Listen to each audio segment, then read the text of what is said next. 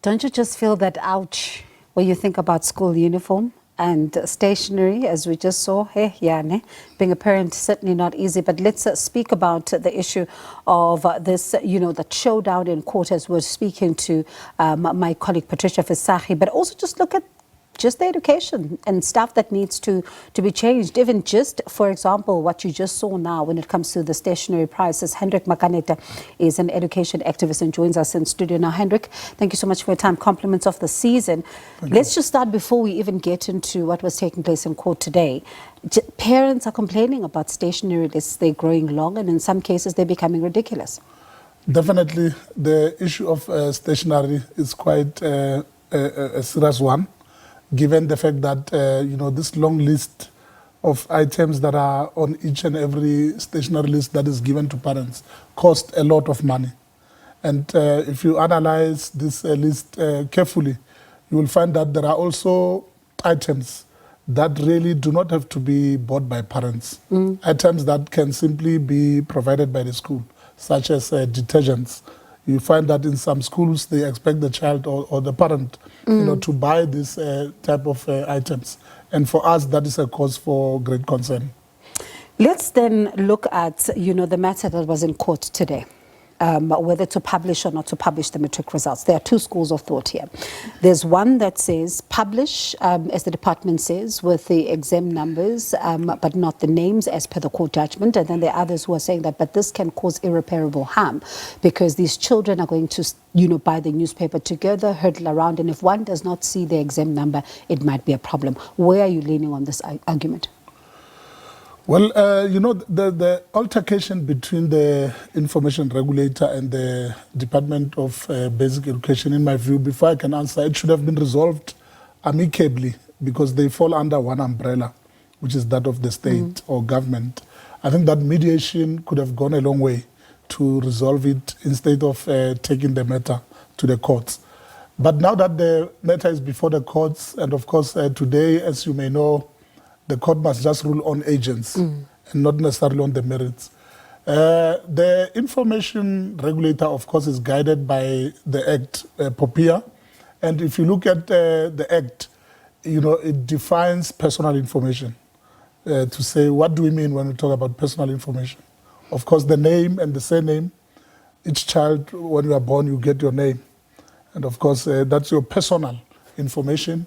And of course, the ID number as well, your ID number, including student numbers, for students who are at university. If you are assigned a student number at Wits University, that is your personal information. So the same goes for our learners in the terrain of basic education. They have exam numbers. So according to Protection of Personal Information Act, that exam number also falls under personal information. So meaning that if you have to go out and publish, then you either need the consent of the parents, for those learners who are below 18. And then for those who are 18 already, they themselves can give consent. So I think that the information regulator is justified in making that call and issuing that enforcement order to say that the department has failed to comply with the enforcement. But now there's also an issue of public interest, which plays into this whole equation, which also must not be neglected. And that particular issue of public interest, which is what AfriForum is arguing in saying that it becomes almost like not just an issue about matriculants, but also the families. There's also the community and all of that, and that should be taken into account.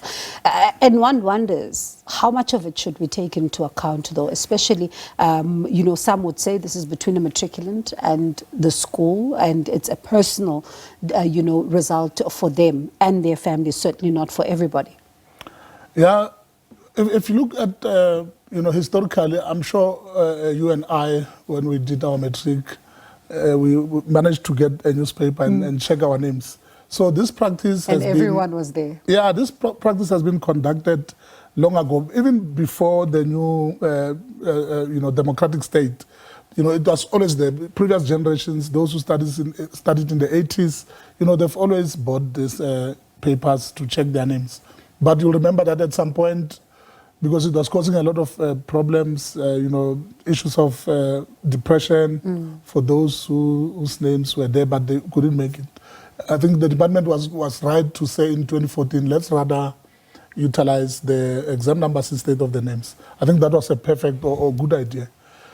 But it's going to be an interesting one, Hendrick, either way, because even when it's discussed in greater detail, to say that how do you ensure that you're protecting the information, but at the same time, one can argue that an exam number, not everybody's going to go look as to this exam number belongs to Hendrick, and not simply just know offhand. So it's going to be an interesting one. But there's something else I want to pick your brain on.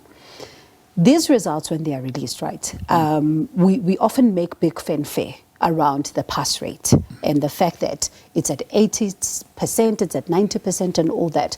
But how much of the fanfare also needs to go to the quality of the results that we're receiving? Definitely. The quality is something that we need as a country, and I think that currently that quality is lacking. Because if you know by now that learners who start in grade 1, 12 years later, when they have to sit for their matric exams, not all of them are able to sit for these exams. And this actually means along the way, there are learners who fall by the wayside. The issue of dropout rates in the system. There are many learners who are unaccounted for. We don't know where they are, whether they just left the school or whether they are in the TVET sector. Nobody really knows. And of course, even the manner in which matriculants are selected in some of the schools.